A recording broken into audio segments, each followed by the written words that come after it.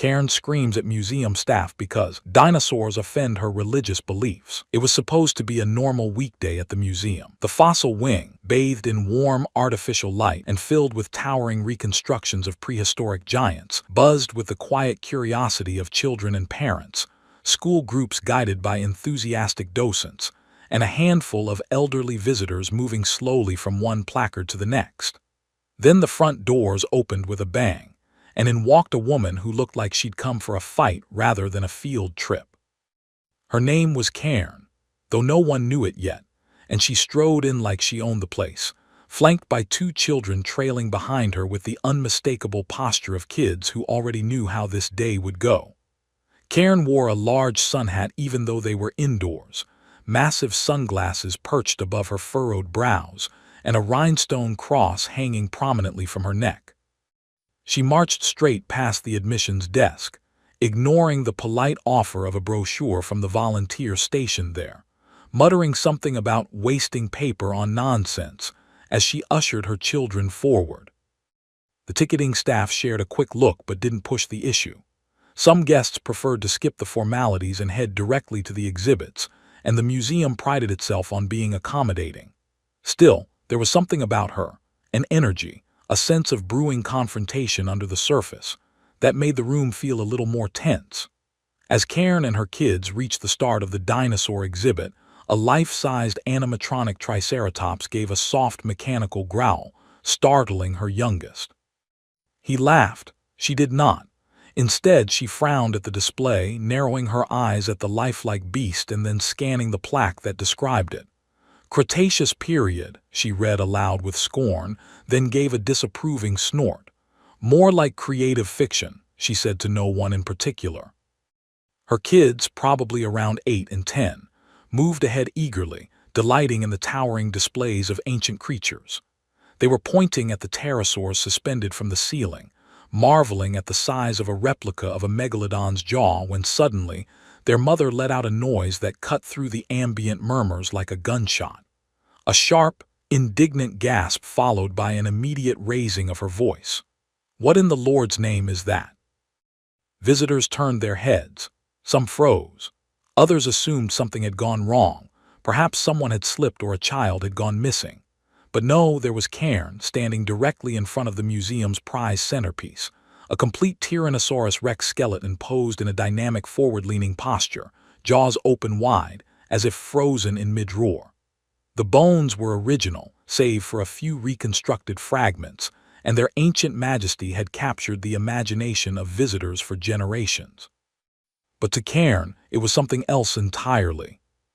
"This is satanic," she shouted, her voice carrying through the entire fossil wing. "Fake, offensive, how dare you display this here, in a place where children are walking around?" She clutched her younger son's shoulder, turning him away from the towering bones as though shielding him from a pornographic mural. "You people should be ashamed of yourselves." A young intern named Lewis, standing nearby holding a clipboard, approached cautiously. He was in his 3rd week of training and had never encountered anything more dramatic than a spilled juice box, but he remembered the museum's protocol: remain calm, remain respectful, and de-escalate where possible. "Ma'am," he said carefully, "this is the T-Rex exhibit. It's part of the museum's permanent collection." Karen rounded on him like a storm. "Permanent? You think that makes this okay? You're teaching children lies. Dinosaurs didn't exist. This is a ploy to turn kids away from God. You expect me to just stand here while you poison their minds?" Lewis blinked, glancing toward the security desk in the corner of the wing, where one of the guards was already picking up a walkie-talkie. "This is a science museum," he said as calmly as he could. "This exhibit is based on extensive paleontological research." "Don't you dare speak to me like I'm some uneducated sheep," Karen barked, pointing a rigid finger at him. "I homeschool my children. I've studied. I know this garbage comes from evolutionist propaganda. It's not real. Those bones are fake, made by atheists to discredit the Word of God, and now you're displaying them in front of impressionable children like it's truth." By now, several nearby families were quietly edging away. A few pulled out phones, already recording. The murmurs had spread through the room and whispers filled the background as museum-goers tried to make sense of what they were witnessing. One child asked her mother, "Is the lady okay?" while another boy asked, "But I like dinosaurs. Are they bad now?" Lewis, trying to stay composed, offered a small, measured smile. "Ma'am, we do our best to accommodate all beliefs, but we also have a responsibility to educate the public about our scientific history. If you're uncomfortable, we'd be happy to offer you a pass to another exhibit." Karen's eyes blazed. "I will not be silenced. This is a violation of my spiritual rights. I will sue this entire building if I have to. I want that thing taken down immediately." She jabbed a finger at the T-Rex again. "Immediately, or you'll be hearing from my pastor and my lawyer."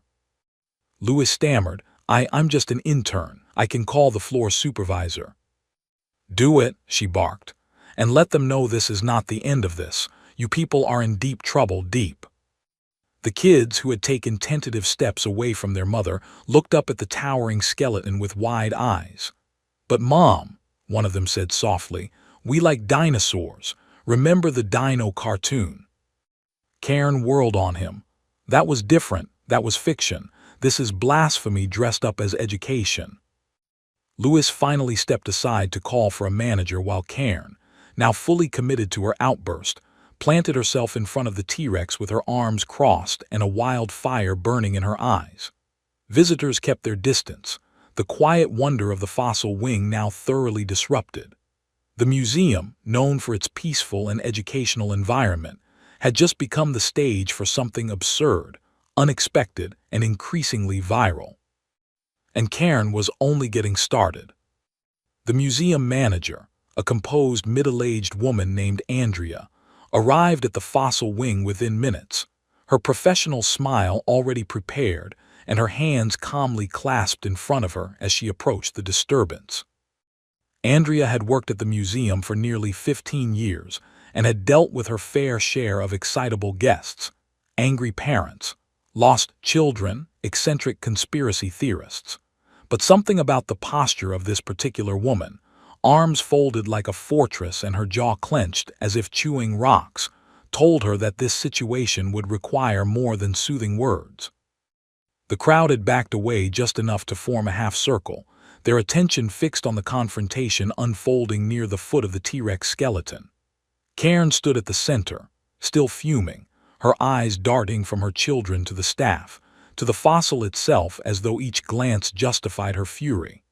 Her kids hovered awkwardly to the side, not speaking, one of them holding onto the hem of his shirt and looking anywhere but at his mother. Andrea introduced herself gently, offering a warm but firm tone. "Good afternoon. I'm Andrea, the manager on duty. I understand there's a concern you'd like to speak about." Karen immediately pounced, her voice loud and brimming with righteous indignation. "Concern, that's the word you're going with. I'd call it a spiritual violation. You people are promoting satanic mythology to children. That thing," she pointed dramatically at the T-Rex's open jaw, "is a lie from hell. I want it taken down. Now, before I report this entire museum for religious discrimination." Andrea kept her tone even, though she could already feel a dozen eyes burning into her back from the growing number of onlookers. "I'm very sorry you feel that way, ma'am, but the exhibits here are based on well-documented scientific research. The T-Rex display is one of our oldest and most studied pieces, and it reflects the fossil record that—" "Fossil record, please," Karen cut in, scoffing. "Those bones are either manufactured, stolen, or misinterpreted. There is no proof these creatures ever existed. It's all theory and you people treat it like gospel. I didn't pay good money to walk into a temple of lies, and now my children have been subjected to this filth." Andrea made a note in her head to verify whether the woman had actually paid at the entrance. The staff on duty hadn't seen her purchase tickets, and she had seemed to bypass the admissions desk entirely. But now wasn't the time to confront her on that detail. Instead, Andrea tried again, choosing her words carefully. "Our goal here is not to challenge anyone's personal beliefs, but to present educational material based on peer-reviewed scientific consensus." We have many visitors from a variety of faiths who enjoy our exhibits." "Well, I'm not one of them," Karen snapped. "And I refuse to let my children be fed this garbage. You're pushing evolution. You're trying to erase God's truth. I should be able to bring my family to a public museum without having to shield them from demonic bones." Andrea took a breath, trying not to let her own frustration show. "This is a private, non-profit institution, ma'am. While we're open to the public, we're not government-funded. We present natural history through the lens of scientific discovery. If that's not aligned with your views, I completely respect your right to choose another activity for your family today. I'd be happy to offer a refund or a voucher for another exhibit." Karen's voice rose another pitch, her face flushing with indignation. "Refund? I'm not interested in a bribe. I'm interested in accountability. I'm a taxpayer. I have rights. You're discriminating against Christians. If there was something Islamic or Buddhist or whatever, I bet you'd bend over backwards to protect their feelings, wouldn't you? But because I'm a Christian, suddenly it's okay to assault my values with demonic lizard bones." Andrea opened her mouth to respond, but Karen wasn't finished.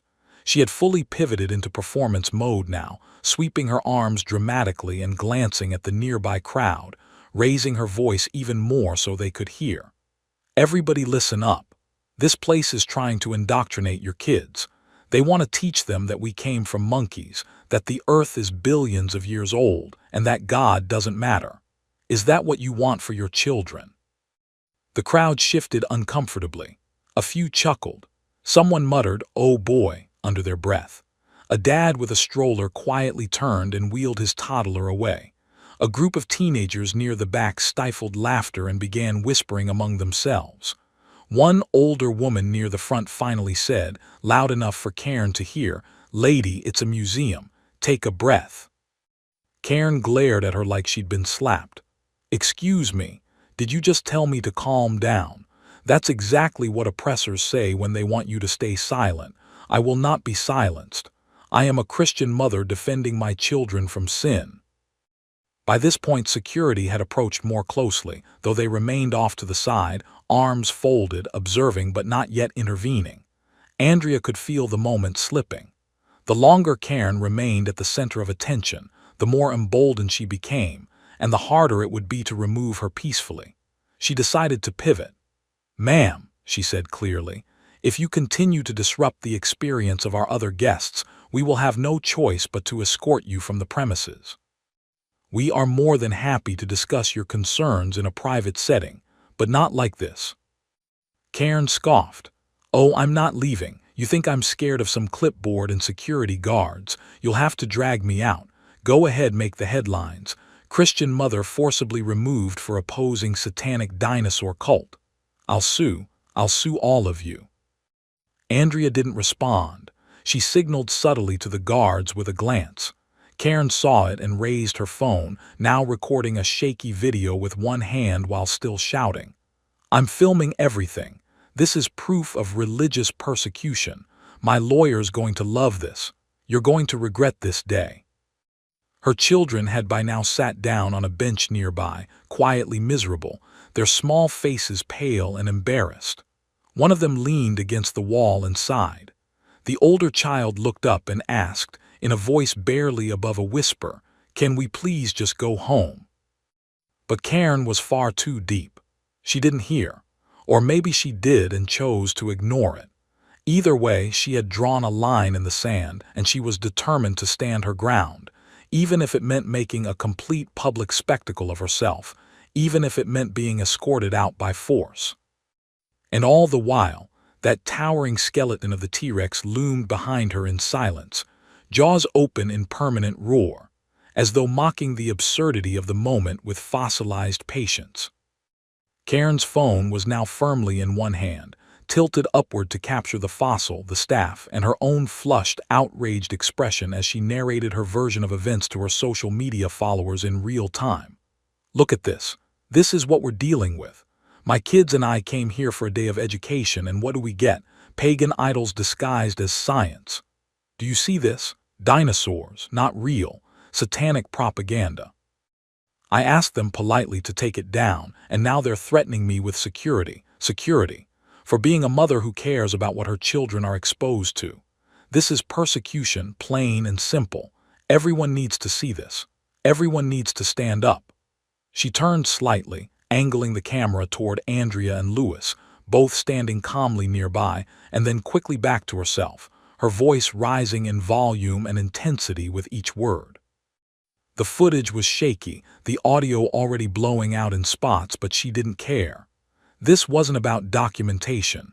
It was about performance, drama as a weapon. Andrea remained rooted, her face still composed despite the firestorm in front of her. Her training told her not to react emotionally, not to match the energy of someone spiraling out. But inside, her patience was fraying. She had a dozen tasks waiting, staff needing her input, and guests beginning to complain about the noise. The museum's policy was to give guests the benefit of the doubt for as long as possible, but Karen had crossed every possible line: disruption, intimidation, false accusations, and now filming without consent in a children's exhibit area. Andrea made a decision. Quietly, she stepped back and signaled to one of the security officers, a tall, even-tempered man named Marcus, who nodded once and stepped forward slowly. Karen saw him coming and shifted her weight theatrically. "Oh, here we go," she said, narrating into her phone. "They're sending in the muscle. Look at this. I'm about to be manhandled for telling the truth. America 2025, everyone." Marcus stopped a respectful few feet away. His voice was low and measured. "Ma'am, I need to ask you to leave the building. You are disturbing other guests and refusing to cooperate with museum staff. If you do not leave voluntarily, we will be forced to escort you out." Karen let out a laugh that had no humor in it. "You touch me, and I swear I will press charges for assault. I'm a mother. You don't get to just throw mothers out of buildings because they speak their mind. That's not how America works." Marcus didn't move. "We're asking you to leave voluntarily." "I'm not going anywhere," she said defiantly. "This whole place is about to find out what happens when you try to silence a Christian. I'll go to the school board. I'll call my pastor. I'll get this whole place shut down if I have to. This is war." Her children were now fully curled into themselves on the bench nearby. The older boy was staring at the floor, jaw clenched, while the younger one had covered his ears with his hands. They didn't look like they were proud of their mother's crusade. They looked trapped, humiliated, small. Several museum patrons were filming discreetly from a distance, whispering, exchanging incredulous looks. Some were laughing quietly. Others, especially those with kids, simply looked uncomfortable and annoyed that their outing had been hijacked by someone else's tantrum. One woman holding a stroller finally muttered, "Can we just get on with our day already?" Karen ignored the comment and turned back to Marcus, thrusting her phone toward him. "Say that again. Say it for the camera. Tell the world you're throwing me out because I don't believe in evolution. Go ahead. Say it." Marcus didn't budge. "Ma'am, I'm not going to argue with you. You need to leave." At that point, Andrea stepped in again, shifting her approach. "Your children look uncomfortable. This environment isn't helping anyone right now. Not them, not our staff, not you. If you care about setting a good example, I urge you to take them somewhere more peaceful, please. This doesn't have to escalate." Karen's mouth tightened. For a brief moment, her eyes flicked to her kids. Something flickered behind her glare, maybe guilt, maybe realization, but it vanished as quickly as it had come. She squared her shoulders again. "You're not going to guilt me into backing down," she snapped. "I know what I'm doing. They'll understand when they're older." Marcus stepped forward one last time. "Ma'am, if you do not leave, we will have to call local law enforcement." That did it. Karen finally lowered her phone, her lips curling in disgust. "Fine," she spat. "I'll leave, but this isn't over. I have followers, I have connections. You're all going to regret this. I'm going to make sure everyone hears what kind of hate is being pushed in this building." She stormed over to her children, grabbed the younger one's hand, and barked at the older one, "Let's go. We're not staying in this den of lies." The boys got up silently. Neither of them looked at anyone. As Karen led them toward the exit, she made sure to shout over her shoulder, "Fake bones, all of them, no different than Halloween decorations. You're teaching kids to worship monsters."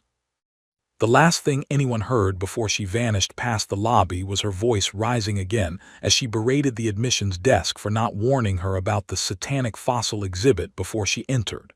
The front doors slammed shut behind her, and for a few long seconds, silence reclaimed the museum. Visitors exhaled. A few chuckled nervously. One man clapped once and stopped when no one joined in. Andrea turned to Louis and sighed, "You okay?" He nodded slowly, still wide-eyed. "I didn't know people like that were real." "They are," she said. "They usually don't come in quite that loud, but yeah, they're real." Over the next half hour, things gradually returned to normal. The children's tour resumed. The docents picked up their routines. Andrea filed an incident report and instructed staff to save any video footage from security cameras. She also made a quiet call to PR, just in case. But the internet had already moved faster. Within 2 hours, the hashtags Dino Cairn and Satan Bones were trending. Clips of her rant were circulating on TikTok, Instagram, and Twitter, spliced with reactions and commentary. Someone added dramatic music under her claim that the bones are fake. Another turned her speech into a parody gospel remix. Within hours, Cairn had become an unwilling meme. And back at home, Karen was already planning her next move. She hadn't lost, not in her mind, not yet. The world just didn't understand her. But they would. Oh, they would. The following morning, Karen sat at her kitchen table, laptop open, furiously typing a post titled, "My children were exposed to Satan at the museum. A mother's warning." She had barely slept the night before, too charged with indignation, too consumed by the swirling chaos online that was both mocking her and, to her surprise, gaining her a sliver of unexpected attention. Her phone buzzed constantly with notifications, some supportive messages from fringe Facebook groups she frequented, others from strangers mocking her in every possible way. Her kids, still in their pajamas, quietly ate cereal at the counter, trying their best to remain invisible. They had seen the videos. Classmates had sent them links. Friends had laughed. And though Karen didn't notice, or more accurately, refused to see, the boys were shrinking deeper into themselves with each headline, each viral clip, each soundbite turned into a meme. Karen, however, was energized. She believed she had sparked something important, something righteous. In her mind, she wasn't a woman who had made a public scene and embarrassed her family. She was a martyr on the front lines of a spiritual war. Her blog post was filled with exaggerated language about indoctrination centers disguised as science museums, demonic relics posing as fossils, and the persecution of God-fearing parents. She ended it with a call to action, for other like-minded parents to rise up, boycott the museum, and write letters demanding the removal of blasphemous prehistoric propaganda. After clicking publish, she shared the post across every group she was part of. Then she moved to filming another video, this time from her front porch, the American flag in the background. Her voice trembled with rehearsed outrage as she detailed her traumatizing experience, framing herself as a brave mother standing alone against a tide of secular corruption. She accused the museum of attacking her religious freedom, claimed they manhandled her in front of her kids, which hadn't happened, and added a dramatic flourish about how her sons had cried all night due to their exposure to violent imagery of beasts that never walked God's earth. Meanwhile, back at the museum, Andrea and the staff held a meeting. They had received dozens of calls, some angry, some amused, many confused. Emails were coming in, social media tags were increasing, and while most responses were jokes and memes, a few were more serious, expressing concern about how the incident had been handled. The museum's PR team, led by a composed man named Elijah, advised a calm and factual public response. "We're not going to fuel the fire," he said. "We clarify, we educate, we don't attack. Our mission is knowledge, not internet spats." Andrea agreed, though privately she wished they could fire back a little harder. It was frustrating to see her staff's professionalism twisted into a false narrative online. Lewis, still rattled, voiced his concern. What if people actually believe her? She's making it sound like we threatened her kids. We stick to facts, Andrea said. We've got footage, we've got witnesses, the truth's on our side. Still, the story grew legs. A local news station picked up the video after it hit 2 million views. The headline on the segment read, "Mother claims museum dinosaur display violated religious freedom, demands fossil removal." Karen was invited to do a live interview over Zoom. She accepted eagerly, dressing in a conservative blazer, curling her hair, and making sure her cross necklace was visible on camera. When the interview began, she put on her best calm but outraged demeanor, speaking slowly and with practiced pauses, carefully framing her complaint as a matter of parental rights and spiritual protection. She painted herself as the victim of militant secularism and accused the museum of promoting mythological monsters under the guise of education. The interviewer, a sharp-eyed journalist named Dina, remained professional but pressed her. "Ma'am, many Christians visit museums every day without issue. These fossils are studied and verified by scientists around the world. Are you saying all of that is part of a global conspiracy?" Karen bristled but smiled tightly. "I'm saying people need to think critically. Just because something is taught doesn't mean it's true. They used to teach that the earth was flat and the sun revolved around us. Just because there's a skeleton in a museum doesn't make it real." And yet you don't think your reaction was disruptive. The shouting, the threats to sue. "I was passionate," Karen said. "A mother has every right to protect her children from spiritual harm. I won't apologize for that." Dina ended the interview with a neutral summary, but as the segment aired, the public reaction was swift. Social media exploded again, this time not just with mockery, but with clips comparing Karen's statements to flat earthers and moon landing deniers. Popular creators duetted the clip with sarcastic commentary. Even a few Christian scientists publicly refuted her claims, stating that faith and science are not mutually exclusive. But Karen didn't see any of that. She filtered her feeds to only show support, blocking anyone who mocked her, convinced that their criticism was proof of the persecution she already believed existed. She began planning a Mothers Against Fossil Fraud Facebook group, where she could organize protests and share testimonies. She announced an upcoming prayer circle outside the museum gates. Andrea received word of this the next morning. She sighed but calmly told her staff to prepare for the possibility. "It'll blow over," Elijah said. "People like this burn hot and fast. What matters is how we respond. Stick to the truth, stay professional." But Lewis wasn't so sure. What if this becomes something bigger? What if schools start pulling field trips because of this? "Then we double down on outreach," Andrea said. "Free family science days, dinosaur myth-busting nights. We make education fun again. We don't cave, we adapt." Outside of the headlines and controversy, the real story was unfolding quietly at Karen's home. Her oldest son, now the unintended star of several reaction videos, had stopped responding to friends. He felt humiliated, exposed, like his face was now a meme without his consent. Her younger child cried when she brought up going to church that week. Karen couldn't understand their distance. She thought they'd be proud. She didn't see the weight they carried from being dragged into her battle. They weren't warriors in a culture war. They were kids. Kids who just wanted to see some cool dinosaurs and be left alone. But Karen didn't notice.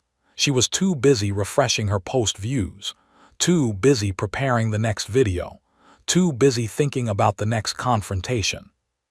Because in her mind, this wasn't the end. This was only the beginning. The protest, if it could even be called that, was scheduled for Saturday morning. Karen had hyped it on every platform she had access to, making bold promises about the crowd that would descend upon the museum. She posted in over a dozen online groups, emailed church contacts, and even printed homemade flyers that she passed around at a grocery store parking lot while wearing a shirt that read "Satan's Bones, Not My Kids." Her video teaser the night before the event featured her dramatically lighting a candle and praying for the lost souls at the museum, vowing to stand tall for righteousness, no matter how many mocked her.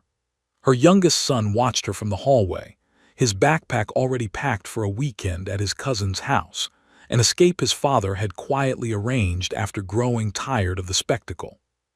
Saturday arrived bright and clear. Outside the museum gates, Karen stood with her sign, "Take down the demonic lizard lies," and waited. She had come early to secure the moral high ground, planting herself on a small patch of grass just outside the visitor entrance. Her phone was set up on a small tripod, already streaming. She greeted viewers with the cheer of someone who had convinced herself that a movement had begun. Her voice was solemn, her energy fierce, and she constantly looked toward the road, expecting a wave of cars filled with like-minded parents arriving to stand by her side. But no one came. The parking lot filled, yes, but not with supporters. It was packed with families, teachers, and students arriving for the museum's weekend events. Inside, Andrea had doubled the docents' rotations and extended hours for the fossil wing, framing it as a science celebration day. They had paleontology activities for kids, mini digs in sandbox pits, trivia games about prehistoric life, and presentations on how science and personal belief systems could coexist peacefully. There was even a discount for anyone wearing dinosaur-themed clothing. As a result, the halls were filled with laughter, curiosity, and a parade of T-Rex shirts. Outside, Karen remained alone, her stream now attracting more trolls than followers. The comments flashed across her phone, mostly emojis of dinosaurs, popcorn, or people laughing. She tried to ignore them, kept her chin high, and continued speaking as if addressing a swelling crowd. "Even if I stand here alone," she said, "I stand for truth, for God, for every parent who's ever been told they don't have a say in what their children are taught. I will not back down." A couple of passing visitors paused briefly, confused by her sign, and walked on. A teenager on a scooter shouted "Fossils rule" as he zipped past. Karen's smile never faltered, but the light behind her eyes dimmed just a little. She refreshed her live stream. Still no support. Still the same relentless wave of mocking comments. Inside, Andrea glanced at the security monitor, saw Karen still outside, and turned her attention back to the event. There were kids cheering over a game of Name That Dinosaur, parents asking staff about fossil donations, and even a few retired teachers offering to volunteer. Elijah approached her with his phone in hand. "Thought you might want to see this," he said, showing her a tweet from the state's Department of Education account. It read, "Great job to the City Museum of Natural History for making science fun and accessible for all. Fossils are cool, and facts matter." Andrea smiled. "Now that's how you respond." Back on the sidewalk, Karen was beginning to waver. Her voice grew thinner, her sign drooped. She sat on a small folding chair she'd brought in anticipation of a long rally and pulled out a water bottle. Her phone battery was down to 10%. The sun beat down on her and the nearby breeze blew her pamphlets into the grass. She didn't bother chasing them. At home, her kids were watching cartoons, silent. Their father, having taken the weekend off work, made pancakes and gently suggested they spend the day hiking instead of talking about that stuff. The older boy didn't argue. He just nodded. He had seen enough, been dragged through enough. He didn't know if dinosaurs were part of some grand evil scheme, but he did know his mom had become a joke on the internet, and that wasn't easy to live down. By midday, Karen's stream finally ended. The battery died. No one had shown up. No church friends, no supporters, not even a curious stranger asking questions. Just hours of sitting in the sun while people walked around her like she didn't exist. She packed up her sign, her chair, her dead phone, and walked to her car with the slow steps of someone unwilling to admit defeat but too drained to pretend she hadn't just been ignored by the very army she thought she was rallying. The wind tugged at her skirt as she sat behind the wheel. For a long time she didn't start the engine. She stared out at the museum, at the people still pouring in, at the colorful banners fluttering above the entrance reading, "Explore Earth's Ancient Wonders." She felt like she was looking at a different planet, one she no longer understood. That evening, the museum posted a thank you note to the community for the record-breaking Family Day, with a picture of dozens of smiling children under the towering T-Rex.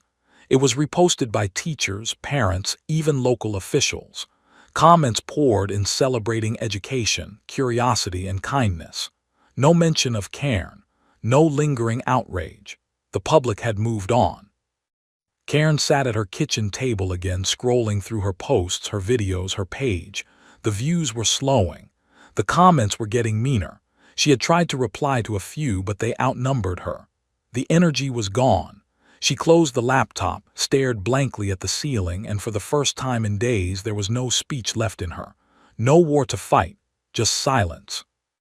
The kids didn't ask her about it. They went back to school, quietly. The younger one drew a picture of a T-Rex for art class and smiled when the teacher praised him.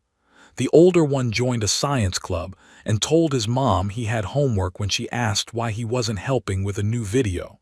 She nodded absently and didn't press. In time, the memes faded.